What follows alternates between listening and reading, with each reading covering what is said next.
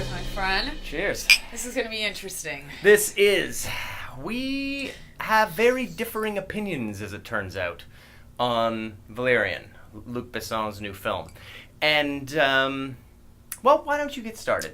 What were your thoughts, or better yet, what were your notes while you were watching? Because that's like a real sense of a real-time experience of a film. Okay, so let me tell you. So I had to review this film. I had to go to the press screening for this film.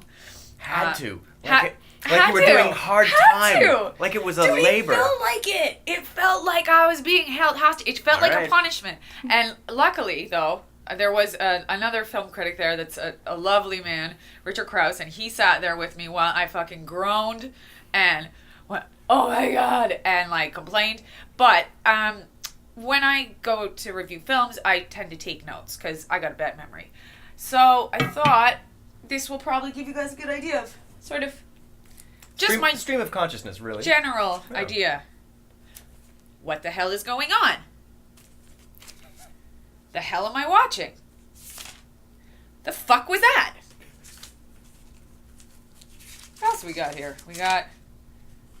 Oh, the two commanders are holding the acting. Which is fair. Fuck, is this shit heavy-handed?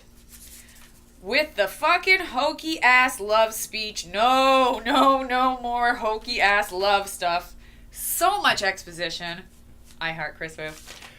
No more romance. So, basically, that was my 2.5 hours summed up. Then lots of complaining in between. Now, I've got to say, I took no notes in this film because I was struck with so much wonder and love and joy for what was happening on the screen. Now, that's not to say that I found this film to be without faults. And without going into spoilers initially, at least, let's talk about the fact that the beginning of this film has an opening sequence that brings into a cinema a kind of optimism and a kind of just beauty and hope for the human condition that 100%. Is sadly absent in so much garbage, CGI, pointless crap that we've been able to watch this year. Whether it's Transformers or The Mummy, these films that have just nothing to say. The beginning of this film, and I would argue... beautiful. I would argue that the tone of this whole film has an optimism and a joy to it that is missing in science fiction. What is going on? I feel like I'm taking crazy pills. No, okay, I will say, the opening of this film, I loved, and I was like, sick. This is setting the stage for what we're about to see. It did not. It was a fucking bait and switch, ladies and gentlemen. Bait and switch, Luc Besson. And then after that, it just went whee, whoosh, right down the fucking tubes. Okay, I disagree entirely, and it's because after this beautiful opening sequence that gives you that tone of optimism, of mankind, of humankind going out into the universe and being a beautiful mosaic, a tapestry of beings in the universe together.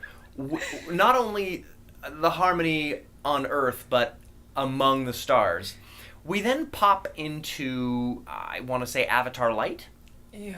I don't know. Like there's like a certain vibe to the next scene where, a credit to Luc Besson, without using English and really without giving the audience much in the way of subtitles. There are, I think, 3 moments where there's a subtitle. Yeah. You understand completely what is happening in this, I want to say, balanced society. It was one of the only times I understood what was going on in this fucking movie. Let's say that also. There were these very sort of pretty sort of iridescent looking avatar-esque people that walk kind of like they were drunk and they were dancing. Mm-hmm. It was very bizarre. There's a grace to the way they hold themselves. Yeah. And you've seen them in the trailer, but not quite the way that you see them in this first scene.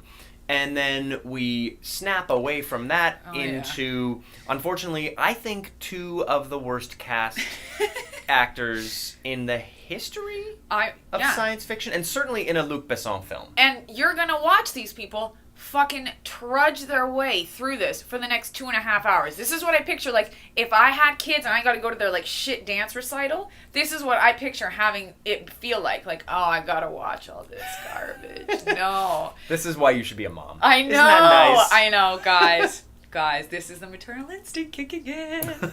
And I've got to say, Dane DeHaan tries to hold together a Han Solo type character. Now, bearing in mind, this is not derivative of Han Solo. No. This was the archetype for Han Solo, because Valerian and Laureline is a source material that predates Star Wars. It's after Star Trek, but it lives in that pocket. Yeah, right I know. there. If you guys don't know, Valerian and Laureline is a French comic book series that this is based off of, that Luc Besson has been in love with for God knows how many years. For so long, because the artist from that series actually was someone he tapped for Fifth Element.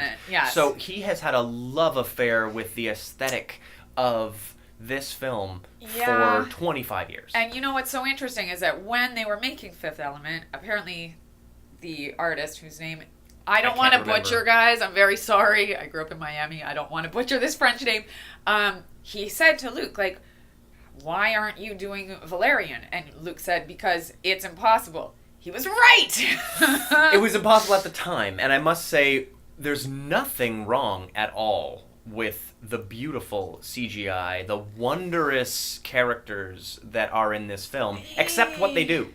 The problem is what they do. There are moments in this film that feel like, I want to say, a short film. Yeah. Dropped into the middle of this film. There are side quests that feel like video games taking you somewhere you don't want to be. I wrote that as well. It was one of my notes about it feeling like, okay, this could be a good, like, product tie-in for a POV style video game. Yeah, and honestly, at 2 hours and 15 minutes, they could have lost 20 minutes in this film, and it would have worked 100%. Just fine. I would have been stoked. There's a whole sequence involving Rihanna's character that feels totally unnecessary to the plot. Completely. But it was almost a bit of a palate cleanser, I think. It broke things up a little bit. It kind of created Act 2. There was a lot of comedy in that sequence. Yeah, and some of it wasn't intentional, but it kind of signified to me like an Act 2 or a bit of a palate cleanser, because here's the thing I found too. This thing, now I understand that Valerian and Laureline is it's like 50 comic books or something, right? Yeah. And you're cramming all of this into one film. So it's going to be... Is that what they did? This is an adaptation of the entire Apparently, that's what Richard was telling me. Oh. So that's why it's a bit all over the place. But by that same token, this movie is PG. And so there was a lot of kids. Now, kids are not... Nobody should have... This didn't make fucking any sense. It didn't make any sense. And it wasn't interesting, and there's too many things going on, and you shouldn't have to work. An audience shouldn't have to work that hard to remember who is where and why. Yeah, I've got to agree. The general structure of the film is flawed. The characterization of Laureline as this person who, at no point in the film, puts any real importance on the idea of love. She puts importance on the idea of commitment, but not love. Yes. And then, at the end of the film, she goes on this crazy diatribe about love that would be totally at home in the Fifth Element, because the through line of the Fifth Element is love. And that is a storyline that is developed, and you watch grow and evolve. This just all of a sudden comes out of nowhere, you know? And it was bad, too. It was bad, and it came out of nowhere. Cara Delevingne is not much of an actor. No. Unfortunately. Maybe she'll become one, but right now she's a model who gets a lot of work in Hollywood. I mean, her character was, I think, very shortchanged in Suicide Squad, but I don't think there's a fantastic performance hiding in there. Maybe there is. This film certainly doesn't make me think that she's got... I mean, I must say, there are moments where she's magnetic, but it's almost in spite of the acting. Like, she has some natural chemistry. She has some natural charisma. Okay, but there's no chemistry between her and Dane DeHaan at all. I have never in my life seen less chemistry between two people, I think, ever. It always felt like they were 4 steps out of sync or something, and they really, to me, it seemed... a brother-sister relationship. They also look very similar. They have the same face. Oh my god! And To be fair, not so much in the film as in the advertising. In the marketing materials, when they take away Dane DeHaan's bags in the marketing materials, and they take all the pores away from both of them, you kind of realize that they are virtually identical faces. Which is why when I all of a sudden saw them, canoodling, if that's the word, on the beach, I was like, what? Well, this is getting weird real quickly, right? And then I was got a little too Lannister for me. And then I realized, they're not same. They're not siblings. Same. They're not clones. Yeah. And here's the thing that I'm sure would have ignited a firestorm of hatred if they had tried it, because the actual original source material is so revered. It's like when they made Johnny Blaze, or when they made Storm, Susan Storm's brother, Johnny Storm. Yeah, you're talking on the wrong. When they made the Human Torch in Fantastic Four Black, everyone lost their minds. But they really needed some ethnic diversity in the lead characters in this film.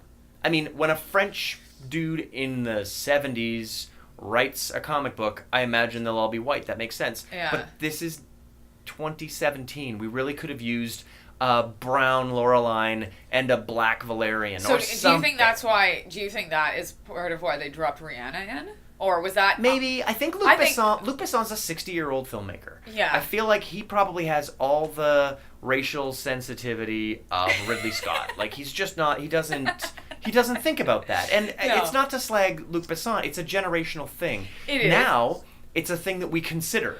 As filmmakers of my generation, we are very careful with how we cast, because we want to cast an inclusive film that speaks to a wide audience. Well, France was a lot of white people in the 70s, and so if you're going to make in this film, I feel like, again, that opening sequence when you see all of these different species and all these different people coming onto the what was that, the Federation of fucking something? Yeah, onto Space Station Alpha.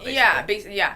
That to me was sort of showing this sort of unity and all the different sort of beautiful different types of things in the world that can come together and that can work Which together. I found to be a beautiful symbol 100%. That was completely lip service, because the Chinese astronaut, then the Indian astronaut, then the Arab astronaut, all beautiful concepts. Not one of them has a line. Not one of them speaks. To be fair, neither do any of the Caucasians in that sequence. But if all of these people of many colors are on this space station, why are Laureline and Valerian both white people?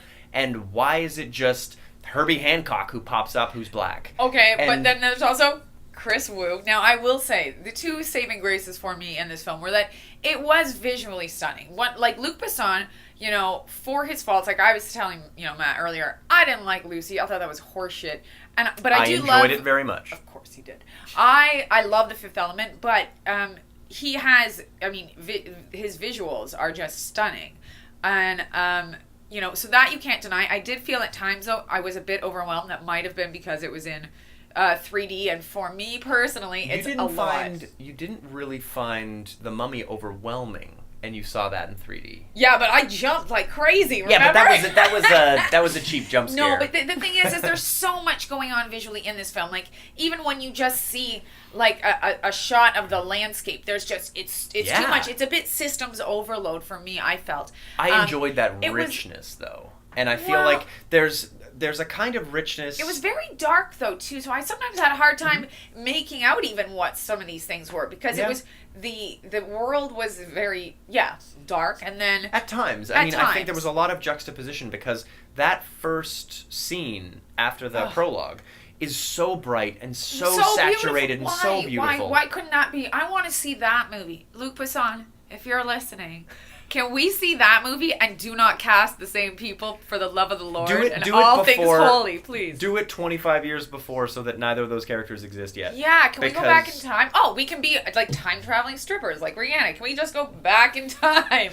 She went all over the place. Yeah, Rihanna's character I found interesting. Rihanna's not a particularly good actor. No, we were speaking, we've seen Battleship, right? We all saw Battleship, let's be real. And I've got to say, in this film, she was much more captivating than she's been in other films, and I certainly enjoyed her strange CGI self as well. I found it weird. It looked kind of like that Dory from Nemo thing or whatever. Like a fish? Yeah, it kind of had a weird fish thing. But the other thing I want to ask you about, what did you think? So she had this strange, aside from when she was saying, did you like my performance? Did you like my... She was saying things about how, like, you know, where she's from isn't good. And it had this, this sort of political undertone. There are more than one I would say analogy to the current refugee crisis. Yeah, and it was, to me, actually, that was kind of interesting that they, and here's the thing, they to me put that in a very, like, tasteful sort of way. Why they couldn't do that with the fucking love thing, I have no idea. But that was so goddamn heavy-handed. But that I found a very interesting, thought to put in, and something that left me with something to think about afterwards. I found that quite interesting. And as someone who hasn't read the comics, I haven't read it. I've taken a look at the art and I find it beautiful, but I haven't read the comics front to back. No, you have to. It wonder 60 how years. much. Yeah, it would take a while. But I wonder how much that migrant story was in the original, that's a good point. because there have been several migrant crises over the last two generations that have hit Europe, and I wonder if this was just something that was so perfectly relevant that they managed to bring it into fashion now, because I loved how relevant that story was. I will say that was actually something that really, to me, was... It is one thing, I will say, that really struck a chord, that was executed well, and was the shining moment to me of like a plot and script that were just atrocious. But this was the one thing that made sense and hit home. Yeah, and I really liked that. This has been a pretty crap year for scripts. Guys, like, this script is just vicious. It's just brutal. Spider-Man Homecoming had a beautiful script. And I would say Guardians of the Galaxy 2 had a beautiful script. But I don't know if there have been any other blockbusters I've seen that were an even well-done script. Wonder Woman had problems. Yeah. Certainly, The Mummy was a disaster. Hang on. Split had a pretty... I wouldn't call Split a blockbuster. That's true. That's a bit of a sleeper, and it actually has all of the auteurism that Marvel has been able to get out of James Gunn in the Guardian series. But the script on that was pretty great. Beautiful. But yeah, you're right. To me, it's a blockbuster because it was just so fucking good. Yeah. And it ties into like a franchise. There are elements of it that make it work. But I must say, the thing about Valerian that before I really knew much about it struck me as just amazing was the fact that Luc Besson went to the film festival in Cannes with a pitch for a $200 million independent film. Independent film. Yeah, this is not a $200 million wank fest out of Sony or out of Warner Brothers or Universal. This isn't a money. This isn't a multi-billion-dollar conglomerate with money to burn. Yeah. This is a guy with a vision who got a bunch of companies on board, who pre-sold $80 million in one festival. Who also did crowdfunding. Yeah. Luc Besson made possibly the most expensive indie film of all time, and definitely the most expensive French film of all time. It is the most expensive French film of all time, and it is the most expensive indie film of all time. And I have wild, mad respect for the filmmaking aspect of that. I just wish it was better. And there's nothing wrong with the way the visual effects are executed. Incredible. Of which, though, there's close to 3,000. Oh, I don't feel like there's a shot in the film that doesn't have some kind of visual effect. No. It's incredible. But if you're going to spend this kind of time and money on a film, and if you're going to spend this kind of time and money fundraising a film, for Christ's sake, get a script that works. Get some people that can hold it. One of the things with this is that a lot of the weight of this film is on these two central characters. Yeah. And there's only a handful of other humans even in this film to carry that. And then everything else, there's like 17 million like aliens, monsters, whatever the fuck you want to call them, all these other things. So, but it is a lot. It's a lot for, I would say, almost any actor to carry. That's a lot, especially when you've got 17 million subs. Anyways, but there had to have been better options. Who would have you picked? I mean, if you could pick anyone. Valerian is like a cocky Chris Pratt kind of character. I think I would have gone with Ezra Miller, actually. I don't know. There's something so genuine about Ezra, and I think the thing about Valerian is that he's Han Solo. So I think you need to cast somebody like, I wouldn't cast Chris Pratt because he's already playing this character, but you'd need someone like Chris Pratt to play. I don't want to be this person, but isn't he a bit too old for it though? I don't think so. I mean, ultimately, the fact that Dane DeHaan has been excellent in some films and has been completely the anchor that sunk at least 2 movies now. I'm going to say this is the third. Fair enough. I mean, I think he is one of the worst parts of Amazing Spider-Man 2, and there are a lot of bad parts, but he might be the worst. And I'm having a hard time deciding if he was worse than Kara in this film. Because Kara is not a talented actor who was miscast. Here's the thing, though, she's also not an actor. She is a model who's trying to break into acting. Yeah, but when you're in your third film, but he's an actor. Kara is now a bad actor who used to be a model. Whereas By Dane DeHaan... Then, though, are you saying that Rihanna is now an actress who... Yeah, Rihanna has... The first time you stroll into a movie off the runway or the Massey Hall stage, you are a model or a singer who's trying acting. But after you've done it in 1, 2 movies, 3 movies, you're now an actor, but you're a bad one if you're not good at it yet. Get some training, see some coaches, have an acting coach on set. Here's the thing. There were a few scenes with Kara where I did... Here's the thing. I found for basically almost everybody, and 99% of the time, it felt like this was a first table read, cold read. But there was a few moments with Kara where I was like, oh, you worked on this with your coach, didn't you? Or she has, Kara does have a natural magnetism. And every now and again, it works in a scene by accident. Does she? I think she does. And I mean, I've never liked her in a movie, ever. But I've liked her in the odd scene. And I feel like there's a way to shape her performances that no director has quite gotten yet. Dane DeHaan, however, was just straight up miscast in this role. A director shouldn't have to work that hard to do that. And that's the director's job. The director's got to shape the performance to fit it. Because ultimately... when you're making a TV series in its 4th season, the actor is the steward of that character. If it's a 4th season, but this isn't a 4th season. Exactly. When you're in the first 2 hours of a character, it is 100% the responsibility of the director to shape that performance, to bring it out of that actor. If you cast them, then yeah. I mean, if you're Woody Allen, you're casting people because they're perfect already. Luc Besson managed to have perfect casting in Fifth Element. Perfect! You didn't have to get Bruce Willis to do anything outside of a regular Bruce Willis performance, and it was ideal. Everybody was perfect. Even Tricky is perfect in that film. Perfect! Oh. And I feel like he's just not got the right cast for this film. No. And he's not got the right script for this film. Absolutely not. But he has the right tone, he has the right visual effects teams, and he has the right spirit, because this film captured me in a way that no science fiction film has since... Well, actually, Star Trek Beyond captured a bit of the optimism of what made Roddenberry's Star Trek great sci-fi.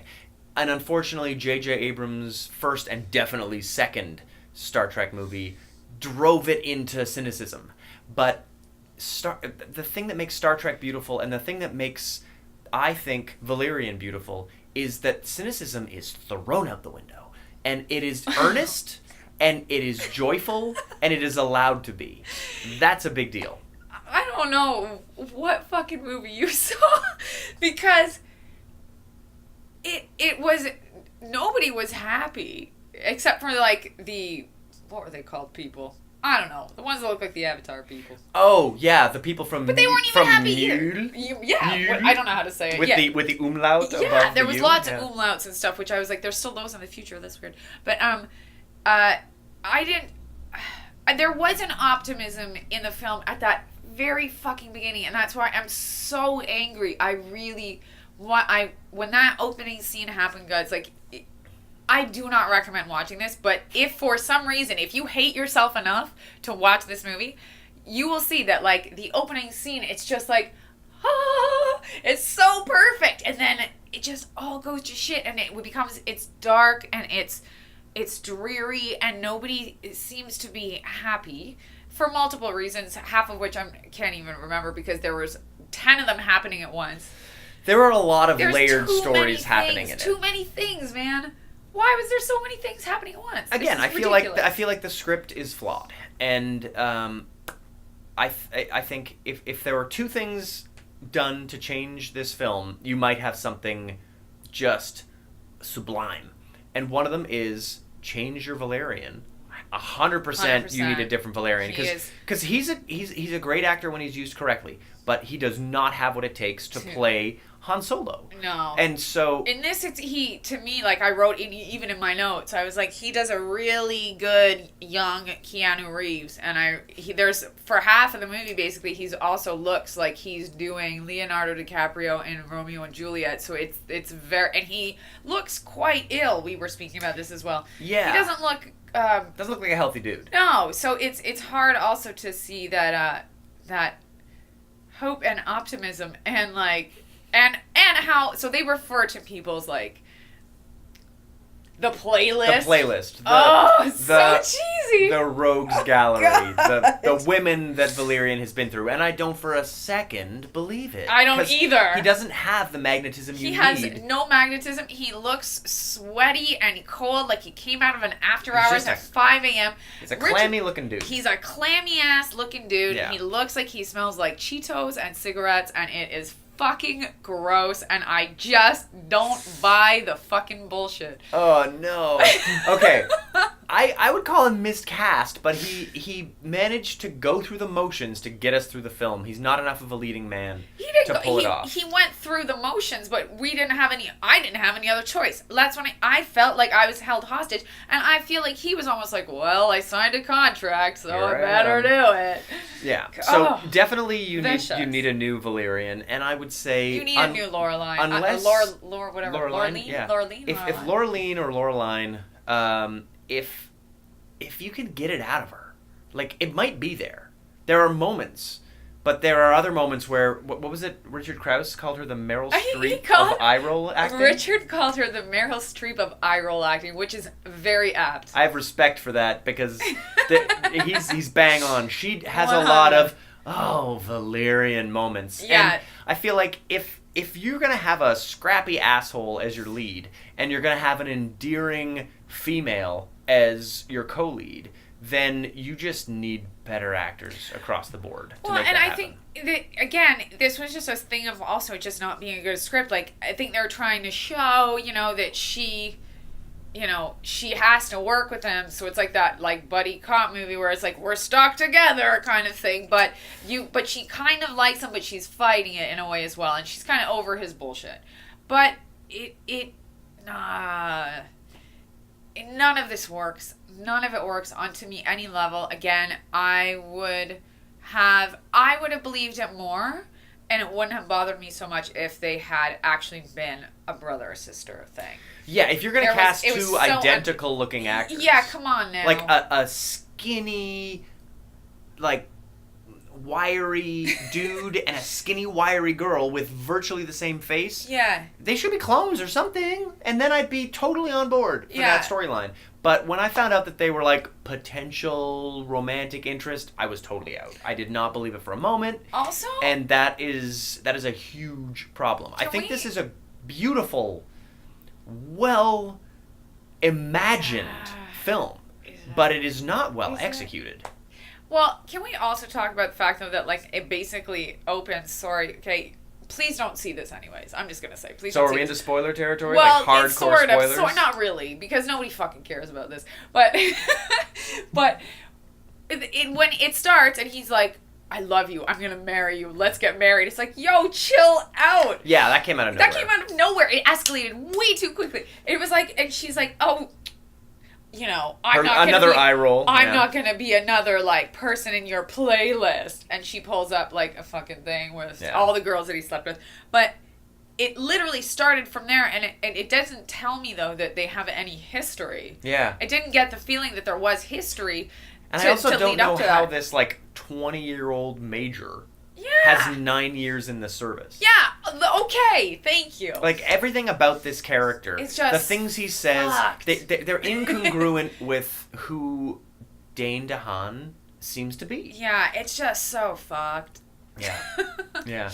And I've got to say, I would love to have seen this film redone with the appropriate cast, but with a tidier script. Who would you have put? Oh, let's think about this. If Chris Pratt wasn't already in Guardians of the Galaxy, I would say that movie needs Chris Pratt. Or Chris Evans in his like Human Torch one of the 20s would have been fantastic in that role. Someone with some gravitas, someone with some machismo. Yeah. Someone who is able to just be the scrappy dude. I didn't. This guy to me just looked like literally like he rolled out of an After Hours, and wound up in this fucking like extra one of the like background performers from Tron suit, and was like, oh shit, I guess I got to do this now.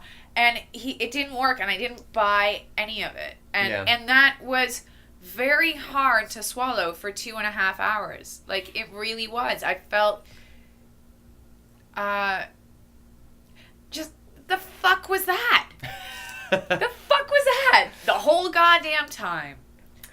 I felt the occasional, the fuck was that, surrounded by, wow. There was a lot of wow. There was a few wows. Well, I don't want to... Tell us about the wows. We're into spoilers now. Okay, so there's this one thing, which I'm still a bit confused as to why, but I did find it fascinating, where Cara Delevingne's character has to stick her face up a jellyfish's ass to see visions of what has happened to Valerian, because he somehow got lost in some sort of fucking chase, because people are chasing people non-stop in this movie. Sometimes people are chasing 3 people at once, but not even in the same place. It's ridiculous. They lose a chase to get on another chase, to find another chase, and then they gotta go backwards, work back, but like, it's ridiculous. Anyways, she has to stick her face up a jellyfish's ass, which is a hilarious, wonderful scene. But it's actually quite beautiful too. The imagery and it was stunning. It was bizarre. It was fucking bizarre. And then the weird thing at the beginning where the people come and the what were they called? The 3 little pigeons. Oh no, not those guys. The Avatar looking people when they the mule when people. They shoot them with the thing and then they get all covered in goo. Yeah, that was cool. That was kind of cool. That felt a bit Cronenberg-like. I kind of liked that. Now, what did you think about Big Market? The crazy interdimensional. Dude, I love Big Market. Again, I was like, this is dope. Cool. So the dope. idea that it's almost virtual reality, yes. but it is a reality in another dimension. In another dimension. And there has never in the history of film been an action sequence like that. And it's the amount cool. of visionary, so cool. crazy, beautiful, imaginative things that happen in this film, guys, you need to see it. Okay. Calm down. There are a few beautiful things. There are. And I say beautiful because they actually work. But this, unfortunately, is one of these things. There are a few parts that work. The parts are not greater than the sum, and the sum is shit. Like, you got to admit, at the very end of the day, is this a good movie? This is not a great movie. This is a super enjoyable film. For me, it's a visionary film for everyone. No. It is visionary. From the perspective of a director who brings an incredible vision to the work, it is. It's so hard, you cannot contest that. Whether it's worth doing, you can contest. But the fact that it was done, that is uncontestable. Yeah, it was done. Yeah. It sure was up on that screen. He did it. He definitely did it. Yeah. He just shouldn't have done it like that. He just shouldn't, and somewhere along the way, because this also wasn't something they shot like last year. This has been years in the making. Well, he's been thinking about it since The Fifth Element. Sure, but like years in the actual like production of it too. Somewhere, someone along the line didn't just go, hey, guys, so that's really fucking stupid, or like. Why we can't have him in this role? Yeah, you know, just things somebody like that. along the way should have said, "Hey, Luke, up. Wrong actors." Yeah. Or, "Hey, Luke, why is that happening?" You need a script doctor. What about you know? Yeah, it needed to be tidied up. It needed to be tightened up. It's and very needed to be clunky. recast. It's clunky and it's muddy and it visually. Sure, I would watch it with the sound off. I would love to watch it with the sound off. Yeah. Actually, I would probably really enjoy it with the sound off. Yeah, I mean, not having to listen to Dane and Kara would improve it. Absolutely. I mean, the score I found quite sweeping. Sometimes it sounded like Jurassic Park. It was a bit derivative in spots. Yeah. But yeah, very sweeping, very majestic. Sure. And in a time when, Zimmer is giving us honks and calling it a score, it's kind of nice to have a sweeping, beautiful theme. But yeah, I would say the music was not. It didn't feel staggeringly original, but it felt appropriate. Yeah, it felt beautiful. It was apt. It was at least it felt the most thought out. Yeah, it was certainly thought out. So there's that. Yeah. Well, I suppose in summary, we can agree to disagree on this film. Yeah, we're gonna have to. I'm gonna see it again. You are God! You've got to be kidding me! Oh, it's too visually stunning and too optimistic and beautiful to not want to take that in again. What is going on? Hey man, I was hoping for a certain movie and I got it.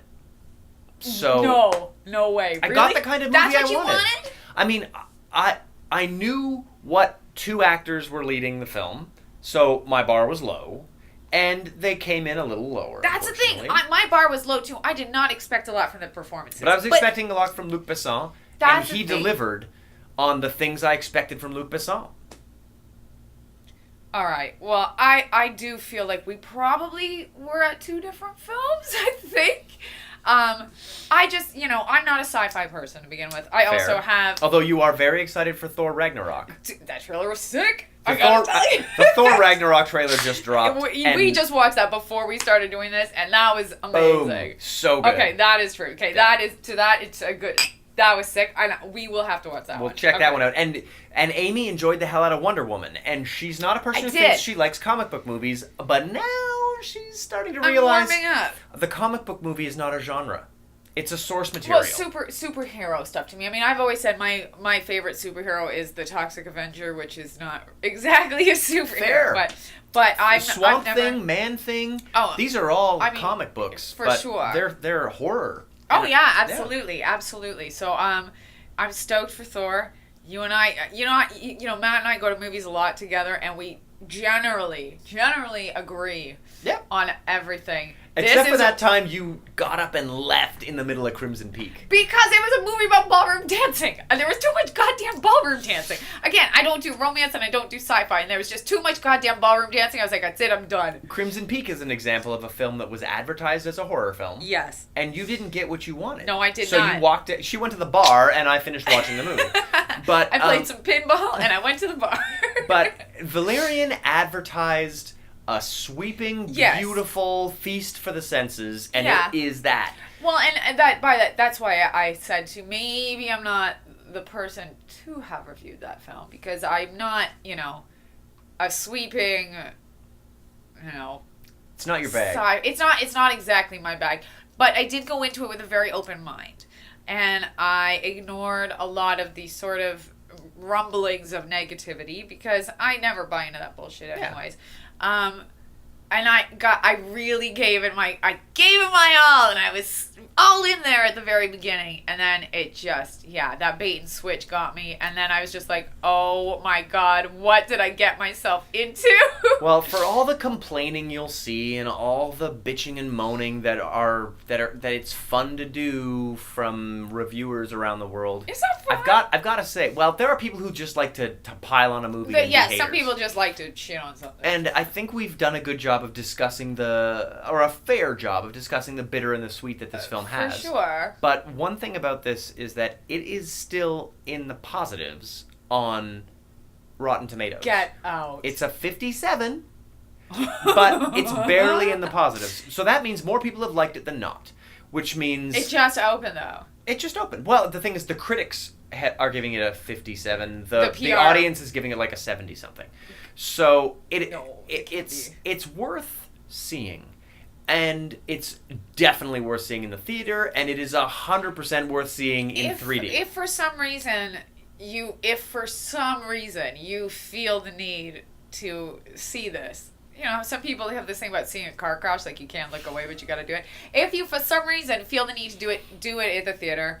I guess do it in 3D. I don't know if there's another format, but is it like 4D? I don't know what 4D is yet. I don't even know what that is yet either. It's very confusing. I feel like you insert nostril tubules and smell the I don't know what the fourth dimension is. Yeah, and I don't, like I had said, like, these people look like they fucking smell like cigarettes and Cheetos. I do not need to smell that. I don't want to pay $25 I don't want to smell that slimy handshake. Oh, God, no. So, if you do, though, for whatever reason, if you've some sort of weird kind of religious guilt thing, feel the need to go see this, see it in the theater. Yeah, it's a beautiful feast of the senses. You can always leave. You can always leave. Well, it's there you go. At the end of the day, you can always leave. This is true. But I would say it's worth going in, and I would stay if I were you. Well, that makes one of us. All right. All right, buddy, up top. Up top. Up